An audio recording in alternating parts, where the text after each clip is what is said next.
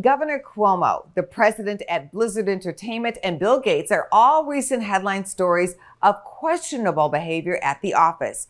Gates admits to the affair, Cuomo denies the accusations, and Blizzard's president has stepped down. At McDonald's, there are now new standards on harassment in place following allegations against the former CEO. He denies doing anything wrong.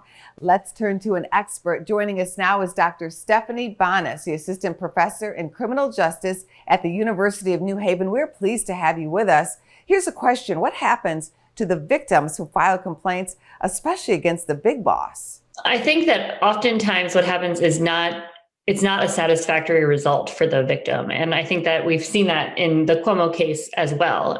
When individuals tried to come forward at first, they were reassigned to a position where they would just not have to interact with the governor as much. That's not really a satisfactory response to sexual harassment, and it actually goes against their own workplace policies on sexual harassment. When another victim came forward, she was retaliated against. The individuals who are working for Cuomo tried to smear her reputation in the media. And I think we see that is fairly common, that workplaces, instead of trying to prevent and to respond to sexual harassment, they actually enable it and encourage it through the way that they treat people who come forward. Does filing a complaint about harassment tend to be a career killer? It can absolutely kill individuals' careers. And I think that this is, again, when the entire workplace is mobilized and helping and enabling harassers, coming forward is going to be a very difficult process. And what we see is a lot of victims of sexual harassment end up just leaving their professions or leaving their jobs. And I study sexual harassment in the military, and it is a very big problem. A lot of women who planned on spending their 20 years in the military, they end up quitting as a result after 4 years because of the sexual harassment is so pervasive and the organization is not doing anything to stop it. So I think this happens all over. I think it happens in many workplaces. It's really when the organization does not really punish or do anything to the harassers, but instead enables them and punishes victims. That's when you're going to see people exiting those careers and those jobs. What are the best practices in the workplace? What should people be doing?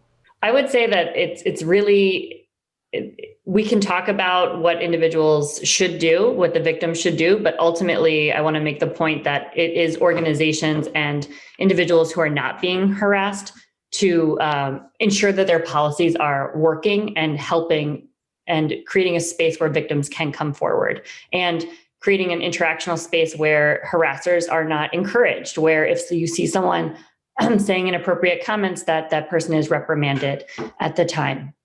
But if you are a victim of sexual harassment, some of the best things you can do if you do want to pursue legal action is to make sure that you're documenting the harassment. And you can document it by telling someone else that you were harassed. So if you tell someone via text message or via email, just save those emails, save those text messages. If you're being harassed through email, which we saw in this case in the report, there are instances where victims received emails that said things like, the governor has a crush on you. So saving those kinds of emails really will help build the case because that's very solid evidence that harassment is occurring. I would say also to just try and make sure that you're safe and that you're not jeopardizing your safety to be in this workplace. I sincerely hope we've helped somebody today. Thanks for coming on our show. Yeah, I hope so too. Thank you so much. Go to businessfirstam.com for where to see our show on TV.